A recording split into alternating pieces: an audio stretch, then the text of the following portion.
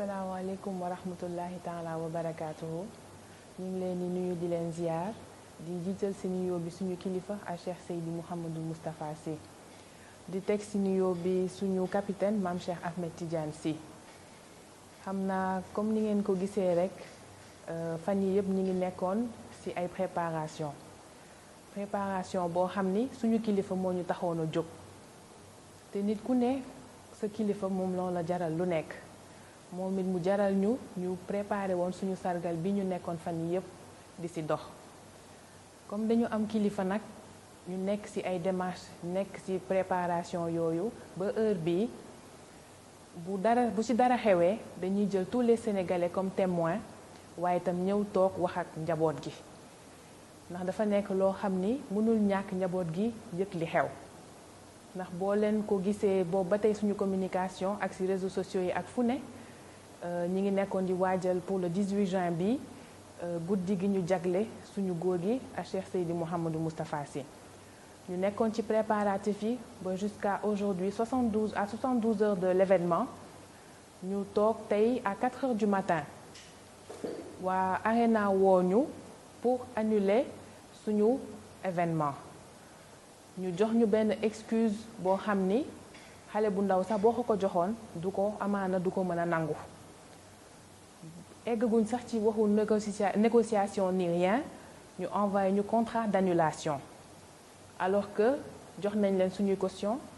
fay nañ salle bi ba mu mat ba fay seen équipe de nettoyage yeeg lépp daanaka suñuy dépense rek boo ko xoolee dépassé na les 50 millions on était en règle ba pare pour bañ sax contact direct bañ nañ ko ba dañu dem engagé benn société événementielle boo xam ni suñu société externe ñoom ñoo ñëwoon nekkoon suñu entreprise bi ñu engagé pour bañ a am sax contact direct ak ñoom xam nañu njaboot gi am na lu mel noonu mais bëggoon lépp lu la mën a leer tegu sur des bases solides moo taxoon ñu def lu mel noonu ñu xëy tey woo ñu heure boobu nañu dafa am lu ñu fa doon réparer ñu juum yàq fa dara ñu ne léegi événement bi mënatul nekk balaa sax ñu mën a proposer solution ñu envoyé ñu contrat d'annulation nee nañ nag sargal bi du am sargal bi mooy am incha allah ak jàmm ma bëgg ñaan képp kuy Moustarchid ak képp kuy soppe góor gi nga waajal ko waajal guddi gi ba incha allah ci kàttanu yàlla bu jotee ñun ñëpp ñu daal di jóg àndandoo dem sargal ko léegi ticket yëpp sax yamale nañ ko à 10 000 francs xam naa après dinañ ci defaat beneen communication bu fekkee ne amaat na changement mais daal bëgg nañ ñëpp jóg waaj ko jóg àndandoo ak ñun ñu fas yéene dem sargal ko ndax it moom rek la ñu am moom moo taxaw démb tey soog a ñëw te même ku nekkul Moustarchid sax gis nga góor gi li mu daj ci jeunesse su Sénégal gis nga li mu daj ci réew mi kon xam naa kooku loo ko defal rek doyul di ñaanaat ñëpp gën a jóg gën koo waajal ñu fas yéene àndandoog suñu capitaine ñu demandoo ba sa bés ba incha allah sargal ko delloo ko njukkal sant ko ci kanamu àddina bi yëpp teg ci seen bët incha allah di leen santaat di leen gërëmaat bu baax ci taxawaay yi yal na yàlla mottali incha allah ci barke góor gi jërë ngeen jëf.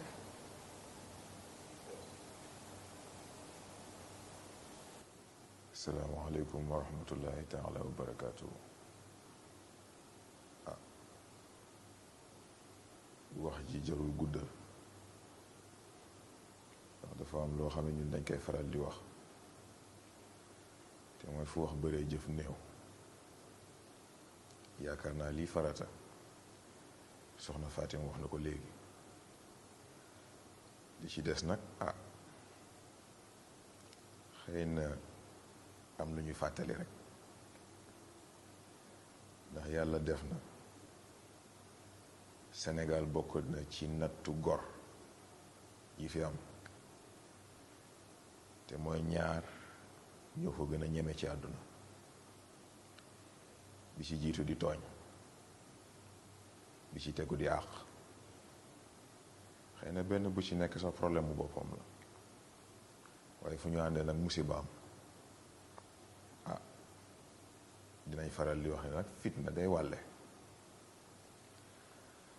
am na nag loo xam ne ci histoire du Sénégal jaar na fi am na loo xam ne bu fi jaaree itam dafa am lu tax Serigne Cheikh di suñu turandoo xatal nañ ko fi façon xatal gu ne moom mi nga xam ni seede na ne Sénégal gii lu dul Cheikh Tidiane mu ngi ci néggale di mucc dégg na ko fi kon nag yaakaar naa kooku deseluñ ko dara waaye nag tooñ yu bari yooyu moo taxoon ba 1993 lii xew-xew suñu góor gi jël responsabilité am tooñ yooyu yépp mu fayu ko waaye moom nag ak yërmandeem ak fi mu teg nit ak li mu yéene nit fayu bi du àgg am na nag loo xam ne am na te lii nag képp koo xam ni sa xol sellul ñoo ngi la koy wax képp koo xam ni cofeel bi nga war a ëmbal sa moroomu jullit ëmbaloo ko ñoo ngi la koy wax suñu góor gi li ko góoram Serigne Cheikh jaraloon li muy jaralu ko ëpp yërmande gi ci moom nag yàlla def na nekkul ci ñun kon nag am na loo xam ni buñ ci bëggee àgg ak ñun ñeme nañ ko ragaluñ ci dara dama mës a toog ak sama mbokk Pape Cheikh Sarr ñuy waxtaan mu ne ma dama seetlu foo fekk kuy jaayante ca fam koy defee dee rek lay bëgg ma ne ko c'est très normal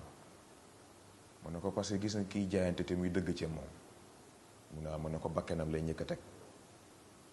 ma ne ko moo tax bu ko xasee ba joxe bàmmeel rek lay gis ñun nag yàlla def na suñu kilifa yamuñu ci jaayanteeg moom dañoo jaayanteeg moom te jox ko lépp lu ñu am képp ku ñu am ak lépp lu ñu war a am ci mbaaxu yàlla kon nag xëy na am na